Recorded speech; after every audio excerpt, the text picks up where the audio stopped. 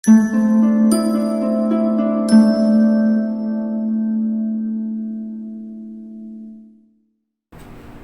आप देख रहे हैं सिटी वेब न्यूज। मैं हूं आपके साथ प्रीति चंद्र। शुरुआत करते हैं बुलेटिन की।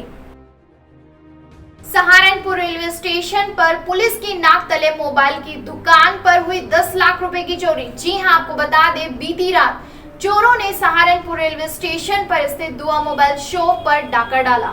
चोरों ने दुकान पर रखी 1 लाख रुपए की नकदी तथा लगभग 9 लाख के मोबाइल चोरी किए, जिसकी पूरी जानकारी स्वयं एसपी सिटी विनीत भटनागर ने दी है। सुनिए। देखिए, रेलवे स्टेशन पर अग्रसेन चौक के पास में दुकान है और मोबाइल्स की दुकान है।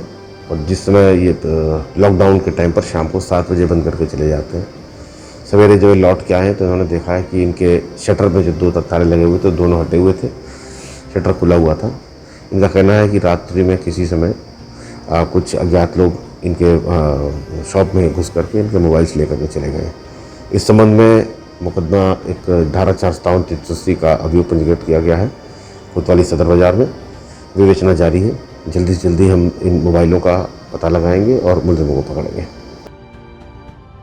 सहारनपुर में जहां कोरोना को मात देने की तैयारी चल रही है, वहीं एक बड़ी लापरवाही बड़ी समस्या का कारण बन सकती है। जी हां, आपको बता दें, नुमाइश कैंप स्थित पुलिस चौकी भारत माता चौक पर बनी गौशाला के बिल्कुल बराबर में कूड़े का ढेर लगा हुआ है, जो पिछले 5 दिनों से नहीं उठाया गया तथा बरसात होने के कारण वहां से गुजरने वाले सभी लोगों को बहुत परेशानी का सामना करना पड़ रहा है। जहां एक और देश पहले से ही कोरोना जैसी महामारी से जूझ रहा है, ऐसे में देश में पेट्रोल और डीजल की कीमतें आसमान छू रही हैं। पेट्रोल और डीजल के बढ़े रेट को वापस ले जाने की मांग को लेकर आम आदमी पार्टी ने जिलाधिकारी को राष्ट्रपति के नाम एक ज्ञापन सौंपा। राजेश तायल, जिलाध्यक्ष आम आदमी पार्टी सहारनपुर। आज हम लोग एक ज्ञापन महामहिम राष्ट्रपति महोदय को द्वारा सहारनपुर जिलाधिकारी के एक भेजने का काम किया है। हमारी मांग थी, देश में एक तो पहले से ही देशवासी कोरोना जैसी भयंकर बीमारी से जूझ रहे हैं, दूसरी ओर भारत सरकार ने देशवासियों के ऊपर सबसे आवश्यक वस्तु डीजल और पेट्रोल, जिसका असर हर वस्तु पर पड़ता है। भले ही एक भिखारी बाजार से साबुन खरीदता हो, उस पर ही उसकी कीमत बढ़ जाती है। हमने इस ज्ञापन में ये कहा है कि आज ऐसा पहली बार देखने को हुआ जब डीजल के दाम पेट्रोल के दाम से भी ऊपर हो गए, यानी कि डीजल पेट्रोल से भी ज़्यादा महंगा हो गया। ऐसा देश में पहली बार हुआ है। आप क्या चाहते हो? हम चाहते हैं कि हमने एक मांग की है कि ये जीएसटी के दायरे में ला जाए, पेट्रोल डीजल को भी जीएसटी के दायरे में ला जाए। जैसे और खाने पीने की और वस्तु देश में जीएसटी का लागू है ना, जीएसटी लगता है और सामानों पे, ऐसे ही पेट्रोल डीजल पे भी जीएसटी लगाया जाए, ताकि अब उन्होंने तो कहा हम आपका विज्ञापन भेज देंगे जी, और बाकी जो है ये क्या आश्वासन देंगे, ये तो एक माध्यम है हमारी बात पहुँचाने का। वहीं राष्ट्रीय लोकदल कार्यकर्ता भी पेट्रोल और डीजल की बढ़ती हुई कीमतों को लेकर जिलाधिकारी कार्यालय पहुंचे। सुनिए क्या है उनकी पूरी मांगे। आज राष्ट्रीय लोकदल पूरे प्रदेश के अंदर तेल की बढ़ी कीमतों के विरोध प्रदर्शन कर रहा है। माननीय जैन जी का निर्देश है कि एक मंडल में एक दिन करके इसको लगातार जारी रखा जाए। आज सहारनपुर मंडल की बारी है, जिसमें जनपद सहारनपुर, शामली और मुजफ्फरनगर आज राष्ट्रपति महोदय को ज्ञापन प्रेषित कर रहे हैं। हिंदुस्तान के इतिहास में पहली बार ऐसा हुआ है कि डीजल की कीमतें पेट्रोल से ज़्यादा बढ़ गई हैं, वरना अमूमन ऐसा होता था कि पेट्रोल और डीजल की कीमतों में आधे का फ़र्क होता था। इस केंद्र सरकार ने अपना टैक्स लगाकर, जबकि कच्चे तेल की कीमतें लगातार घट रही हैं, अपना टैक्स इन्होंने इतना बढ़ा दिया है कि आज डीजल 80 रुपये दिल्ली में बिक रहा है। डीजल की कीमतें बढ़ने का मतलब है परिवहन बढ़ना, डीजल की कीमतें बढ़ने का मतलब है महंगाई बढ़ना, डीजल की कीमतें बढ़ने का मतलब है किसान की लागत, फसल की लागत बढ़ना। किसान जुताई करता है, सिंचाई करता है, अपने पंपों से करता है, अपने ट्रैक्टर से करता है। आज सबसे बड़ा उपभोक्ता डीजल का किसान और मजदूर और व्यापारी है, उनकी कमर तोड़ने का काम ये सरकार कर रही है। राष्ट्रीय लोकदल ये मांग करता है कि तुरंत तेल की कीमतों में जो उन्होंने केंद्र सरकार ने अपने टैक्स बढ़ाए हैं उनको वापस लिया जाए, अन्यथा राष्ट्रपति महोदय इस सरकार को डिसमिस करें।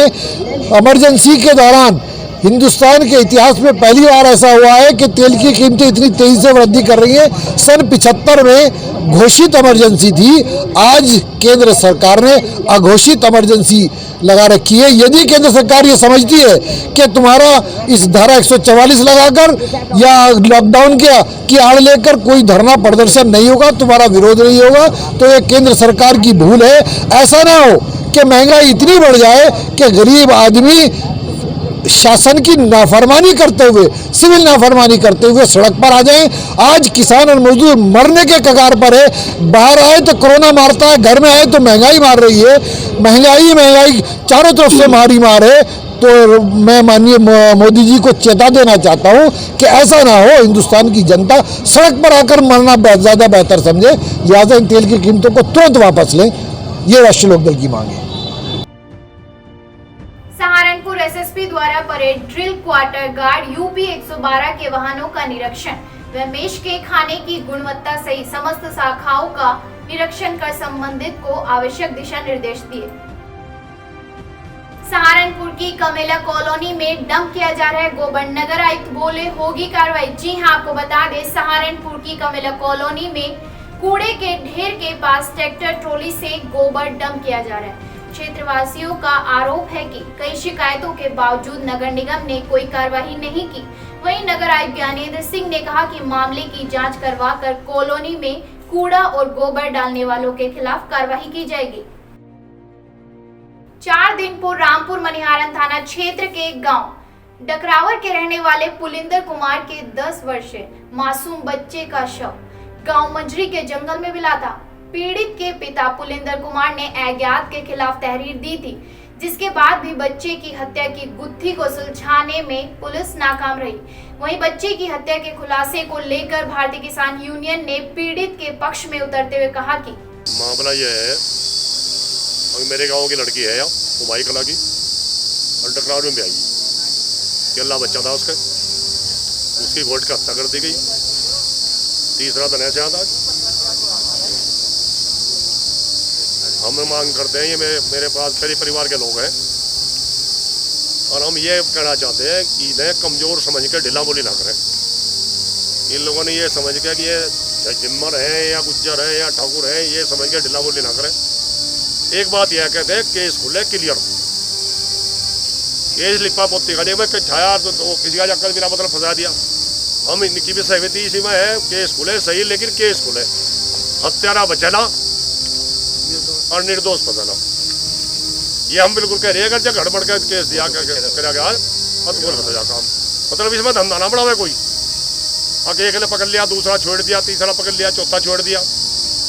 बच्चे भली भांति अगर जांच करी जाए भली भांति पता लग जाएगा। भले ये गरीब समझ लो, कमजोर समझ लो, लेकिन हमने इन पर भी एक बात कही, अब भाई तुमने अपने ना कमजोर ना समझे। बच्चे का मामला है, मदद करेगी किसान यूनियन पूरी थारे साथ है, मतलब थारे परिवार को, लेकिन किसान का पकड़ने भी थारे साथ है, मतलब थारे परिवार का ना चाहते भी थारे। चलो केला बच्चा घास भी नहीं है, केला बच्चा 10-11 साल के बच्चे ने किसा क्या बिगड़ा था, उन्हें सही जांच करें।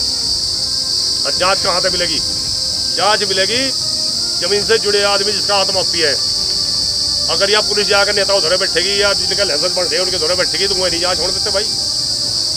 जब आज भी लोग गांव में ऐसे भले हैं, अगर कोई ईमानदारी से जाके पूछे तो बताया देंगे भाई इसके बच्चे का इक्कर हुआ, इसका बच्चा इक्कर चल रहा, लेकिन वहाँ तो पुलिस जाए नहीं, उनकी जरूरत नहीं। यहाँ मीटिंग में शांति समय थे वो यहाँ जो